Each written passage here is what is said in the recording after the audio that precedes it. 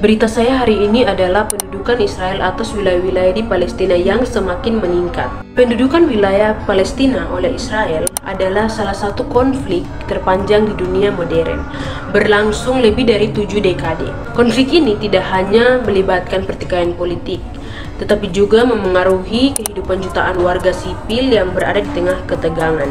Seiring berjalannya waktu, situasi di wilayah tersebut terus berubah, menciptakan berbagai tantangan kemanusiaan dan isu hak asasi manusia yang mendalam. Berikut adalah laporan terbaru tentang perkembangan dan dampak dari konflik yang kompleks ini. Pendudukan Israel atas wilayah Palestina adalah penguasaan Israel atas Gaza, tepi barat, dan Yerusalem Timur sejak Perang 6 Hari tahun 1967. Meskipun Israel menarik diri dari Gaza pada tahun 2005, mereka masih mengendalikan perbatasan dan wilayah udara. Permukiman Yahudi di tepi barat yang ilegal menurut hukum internasional memperburuk konflik. Pendudukan ini berdampak pada kehidupan warga Palestina dengan pembatasan gerak, penggusuran, dan kekerasan yang terus-menerus. Komunitas internasional telah mengutuk pendudukan ini dan menyerukan Israel untuk mengakhirinya. Konflik di antara Palestina dan Israel melibatkan pihak utama dan tokoh-tokoh penting. Yang pertama, negara Israel. Perdana Menteri Benjamin Netanyahu yang berpengaruh dalam kebijakan permukiman dan hubungan luar negeri. Yang kedua, Presiden Israel, yaitu Isaac Herzog, yang berfokus pada hubungan diplomatik. Yang kedua, Palestina. Otoritas Palestina atau PA dipimpin oleh Mahmud Abbas berusaha mewakili rakyat Palestina dalam negosiasi internasional. Yang selanjutnya, Hamas dipimpin oleh Ismail Haniyeh menguasai jalur Gaza dan berfokus pada perlawanan terhadap pendudukan Israel. Yang selanjutnya, PBB dan organisasi internasional. PBB mengawasi konflik dan mengeluarkan resolusi terkait pendudukan. Yang selanjutnya ada organisasi internasional yaitu OKI dan Liga Arab. Kedua organisasi internasional tersebut mendukung Palestina di forum internasional. Yang selanjutnya, negara-negara pendukung. Negara-negara Arab mendukung Palestina melalui diplomasi dan bantuan, seperti Mesir dan Jordania. Yang selanjutnya, negara Amerika Serikat. Negara Amerika Serikat mendukung secara politik dan militer serta berupaya menjadi mediator dalam proses perdamaian untuk negara Israel. Jadi di sini negara Amerika Serikat mendukung Israel. Yang selanjutnya, tokoh penting internasional seperti John Kerry. John Kerry adalah mantan sekretaris negara Amerika Serikat yang berperan dalam upaya perdamaian. Yang selanjutnya adalah Tony Blair. Tony Blair adalah mantan Perdana Menteri Inggris yang terlibat dalam proses perdamaian. Konflik ini memiliki dimensi politik, agama, dan hak asasi manusia dan memerlukan keterlibatan berbagai pihak untuk mencapai resolusi yang berkelanjutan. Ada beberapa tanggal-tanggal pentingnya dalam konflik Israel dan Arab. Yang pertama, tahun 1948, perang antara Israel dan Arab. Pertama, setelah deklarasi kemerdekaan Israel menyebabkan banyak warga Palestina mengungsi. Yang kedua, 1967, perang 6 hari, Israel menguasai semenanjung Sinai, Gaza, tepi barat, Yerusalem Timur, dan dataran tinggi Golan. Yang selanjutnya adalah tahun 1973, Perang Yom Kippur. Negara-negara Arab menyerang Israel meningkatkan ketegangan. Yang selanjutnya tahun 1979, Perjanjian Camp David. Mesir menandatangani perdamaian dengan Israel, tapi Palestina belum mendapatkan hak yang sama. Yang selanjutnya tahun 1987, Intifada pertama. Pemberontak besar warga Palestina melawan pendudukan Israel. Yang selanjutnya tahun 1993, Kesepakatan Oslo. Israel dan PLO saling mengakui, tetapi gagal menciptakan perdamaian berkelanjutan. Selanjutnya tahun 2000, Intifada kedua. Konflik besar kembali terjadi setelah gagalnya negosiasi damai. Yang selanjutnya tahun 2005, Israel menarik pasukan dari Gaza namun tetap melakukan blokade. yang selanjutnya tahun 2014 hingga kini. Konflik berkala antara Israel dan Hamas, terutama di Gaza. Konflik ini berpusat pada isu pendudukan dan hak-hak Palestina yang belum terselesaikan. Ada 3 wilayah utama yang menjadi sengketa konflik antara negara Israel dan negara Palestina.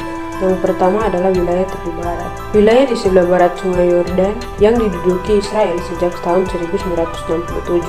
Pemukiman Israel di sini dianggap ilegal secara internasional, sementara Palestina menganggapnya sebagai bagian dari negara masa depan mereka. Israel juga membangun tembok pemisah yang membatasi akses Palestina, yang selanjutnya adalah wilayah jalur Gaza, wilayah perbatasan dengan Mesir dan Laut Mediterania. Meskipun Israel menarik pasukannya pada tahun 2005, Gaza masih diblokade oleh Israel dan Mesir, yang mengendalikan pergerakan masuk dan keluar, mengaruhi kehidupan 2 juta penduduk Palestina di sana.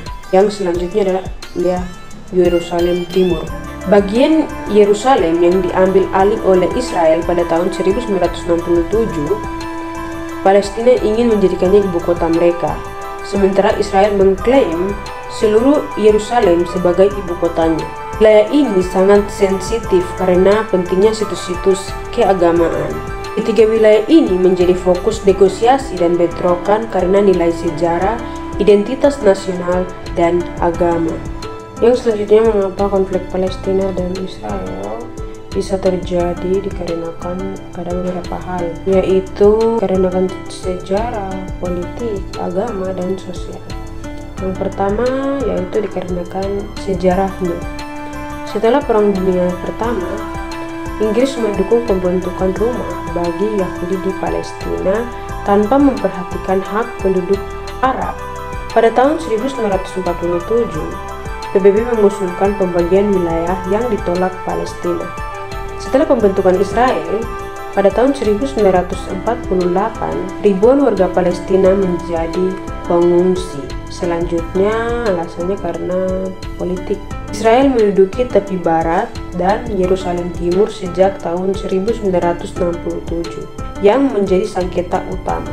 Usaha damai sering gagal karena perbedaan politik dan kelompok ekstrim. Yang selanjutnya dikarenakan agama. Yerusalem dianggap suci oleh Islam, Yahudi, dan Kristen, memperumit klaim penguasaan. Yang selanjutnya yaitu dikarenakan sosial. Krisis pengungsi dan pembangunan permukiman Israel di tepi barat memperparah ketegangan. Selanjutnya, kesulitan perdamaian. Kurangnya kepercayaan, perpecahan internal Palestina, pendekatan berbeda dalam solusi, serta dukungan asing dan ekstremisme dari kedua belah pihak menghambat perdamaian. Selanjutnya, konflik ini melibatkan identitas dan keyakinan mendalam.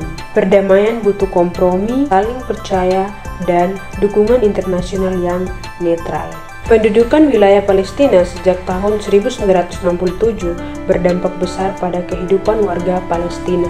Kehidupan sehari-hari mereka dibatasi dengan banyak pos pemeriksaan yang menghambat mobilitas dan akses ke layanan kesehatan, pendidikan, serta pekerjaan.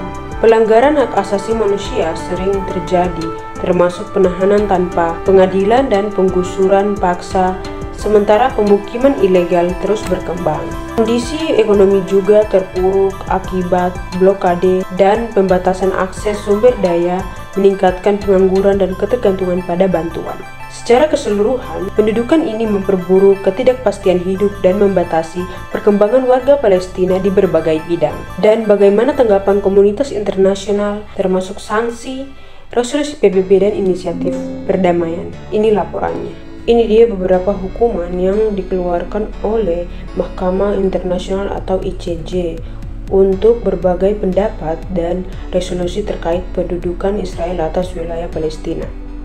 Meskipun ICJ tidak memiliki kekuatan untuk memberlakukan sanksi, pendapatnya sering menjadi dasar untuk menuntut perubahan kebijakan internasional. Ada beberapa poin penting yang saya ambil untuk membuktikan bahwa ada sanksi untuk negara Israel.